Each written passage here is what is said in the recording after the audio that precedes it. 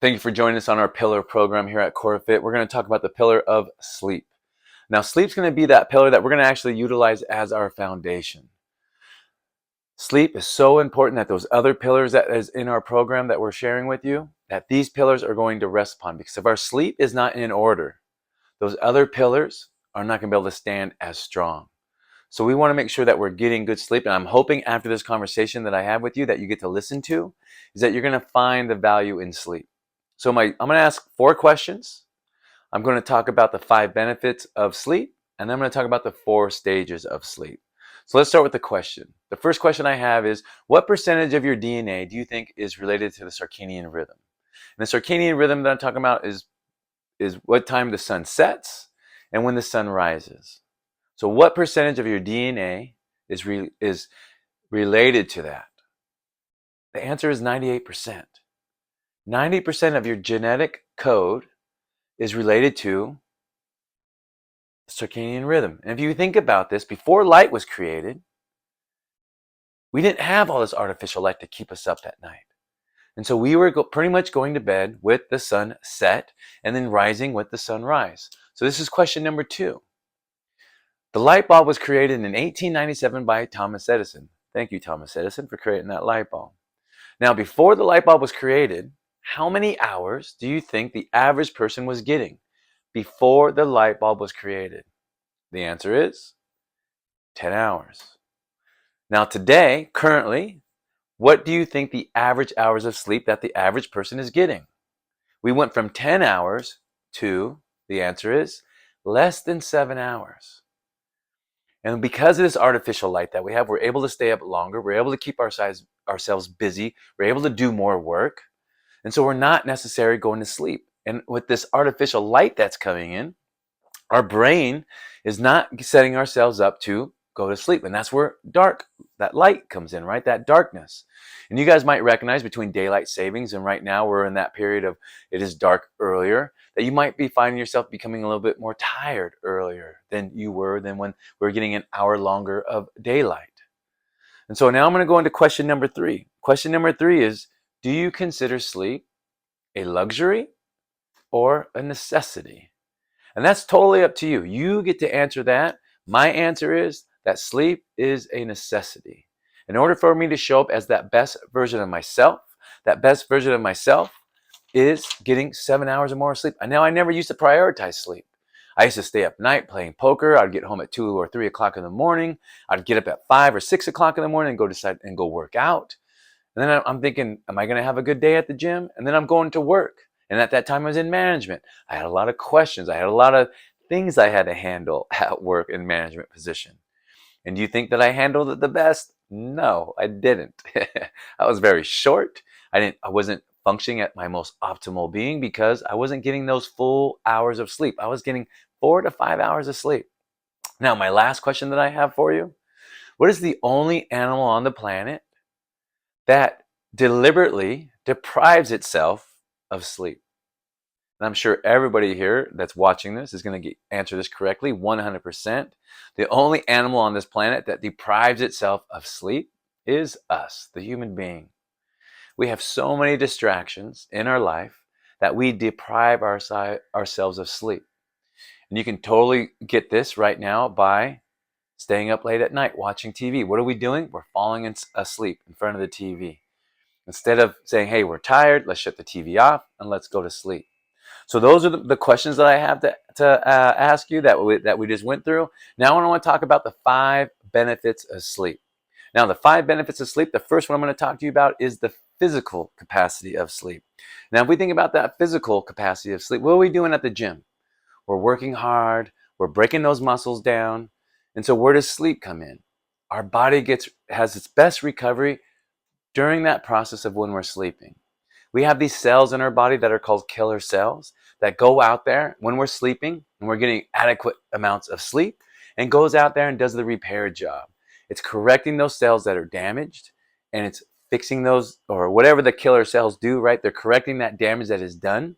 They're attacking cancer cells as well. They're out there, they're kind of the army of our body. They'll go out there doing the best job that they can based off of what you're allowing them to do. Now, when we're not getting 7 hours or more of sleep, we're not allowing those killer cells to do the best job.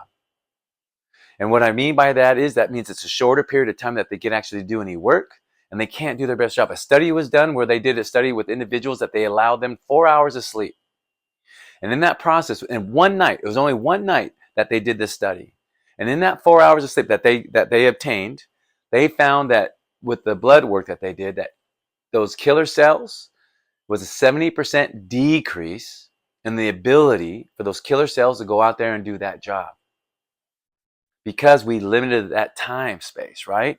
That's where sleep comes in. That benefit of sleep to allow our body to recover. Now, that's benefit number one. Benefit number two is coming into the cognitive function. Our memory, our emotions, our opportunity for problem solving. To get our best sleep, we're not getting 6 hours, 5 hours, 4 hours to show up as our best, to be able to help problem solve if we're going into a test that day. Are we going to get 4 or 5 hours of sleep if we're doing a presentation that day and expect to be our best? We all know when we don't do our best, what do we typically blame it on? Oh, I didn't get enough sleep that last night. Oh, I'm so tired. And this is where we kind of fall into this ability of making this as an excuse that we're not prioritizing sleep because something got in the way, and we might be allowing us to be entertained versus seeing that sleep as the value, right? As that necessity. Benefit number three is that mood regulation. When we're getting 7 hours of more of sleep, we tend to be a little bit more positive. We are less emotional. People that are dealing with depression are typically getting 7 hours or less, or I'm going to say less than 7 hours of sleep. And typically what happens with those individuals that are getting less than 7 hours of sleep, the things that they remember are more of the negative things that happen to them. Those are the things that are making an impact on lives. Those are the things that they remember because they're not functioning at their emotional best.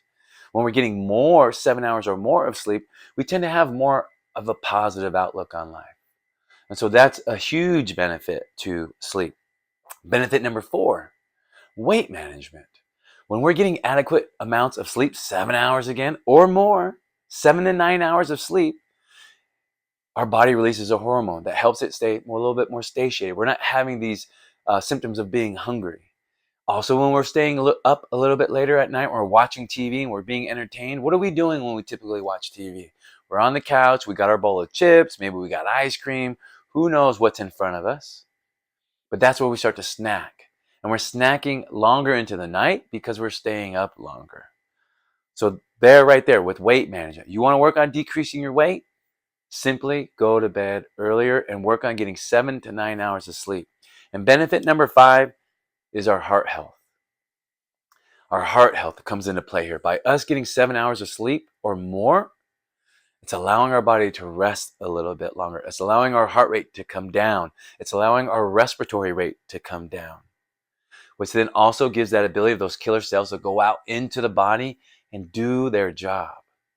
To do their job to go out there and remove all the damage that we've done to our body within that period of time that we were awake. So those are the five benefits. Those are the questions that I had to have you guys answer. And then the last part I'm going to get into right now is the 4 stages of sleep. Those 4 stages of sleep, stage one. That's when we go from this wakefulness period and we're moving into that sleep period. We're starting to get a little bit drowsy. We're starting to get ourselves prepared for sleep. Stage number two. Stage number two is where our body temperature is starting to decrease, our heart rate is starting to come down, and our brain is starting to prepare itself for sleep. Now, when we talk about body temperature, this is where, if you look at our videos that we have on here in the Self Mastery, I give you 10 tips on how to get better sleep. And the one tip that I talk about is having your bedroom around 67 to 65 degrees Fahrenheit. Also, blackout curtains. You want your room very dark to get the best opportunity to get a good restful night of sleep. Okay, so that's stage number two. Stage three is right where now when our muscles are starting to relax, our heart rate and our respiratory rate is starting to drop, and we're starting to get into that deep sleep stage. We're starting to get ready to go into stage number four, which is our REM sleep. REM sleep is rapid eye movement. Rapid eye movement is our brain actually becomes a little bit more active. There's actually parts of our brain, 30% of our brain, that's a little bit more active in our deep sleep stage than when we are actually awake, studies have found. And which is kind of odd, right? That we think the brain is shutting down, but the brain's out there doing its job. All those things that happen into the day, it's filing those things. It's putting them away in the file cabinet. So that's where it's important too. Right before you go to bed, what are you watching? What are you doing right before you go to bed? Whatever inputs that you're putting into your brain, those are getting stored. That's what that brain is doing. It's taking whatever information that it has received through that day and it is storing it somewhere. And so think about that. When we go into that REM state, our brain is a little bit more active. And what happens? Our muscles actually become more relaxed. Our muscles actually become at times immobilized. Why? Because when we're having those dreams, we're in this dream state now. That's what REM sleep is. That rapid eye movement is where our dream state is. And when we start moving around or we think that we're running or we're at the gym at Corfit, we're exercising, we're going through that terrific Tuesday workout. If our muscles weren't relaxed, we'd be going all over the place in bed. So that's why our brain shuts down those muscles. When it's hard to arouse somebody, when they're in that deep state of sleep, that's REM sleep. That's stage 4. So those are just a few things, you guys, that to hopefully that you're going to take away from this conversation around pillars on sleep, on how important sleep is. And I want you to kind of also come talk to myself, come talk with Kurt. That's what we do as coaches to help individuals sleep. One-on-one status. Use this pillar program. Whatever it is that you need, we're here for. We can help you with these things, get better sleep, work on your nutrition, work on your movement, all of those things that we have talked about in our pillar program, the mindset. And it's important. Number 1, that foundation is sleep. We can have a decrease. They've done studies again. People that have cancer with bowel issues, breast cancer, prostate cancer, Alzheimer's disease. The link to a lot of this is a decrease in sleep. The people that have slept 7 hours or less, those people that aren't getting a lot of sleep, we have a higher preponderance of those things that I just mentioned. Also, what they have talked about in sleep, that people that get less than 7 hours of sleep, that lifespan is shorter. People that get less than 7 hours of sleep have a shorter lifespan. And if you think about that, it kind of makes sense because we're not allowing our body to do its job to go out there and heal itself and be at its best. If you want to be at your best and show up as your best, work on getting 7 hours of sleep. Take naps during the day if that is possible. Again, we're one of the only species that doesn't take naps. We forcibly keep ourselves busy and work, go out and do things. And sometimes our jobs don't allow us to do that, and that's fine. But some of us have that opportunity. If you have that opportunity, highly recommend. What they talk about is don't take naps 3 hours before you're going to bed. You can take a 6-minute nap. You can do a 20-minute nap. There's a lot of different type of meditations that you can do to allow you to get yourself into that relaxed stage. But what I want you to, again, be mindful of sleep, how important it is to you. Let that be your pillar. Let that be that foundation that all the other pillars rest upon. And if you need help, and you want to take your life to the next level, and you want to live the most fit life possible, come talk to Kurt, come talk to myself, talk to any of the coaches. We're here for you. Let's take your life to the next level. Peace.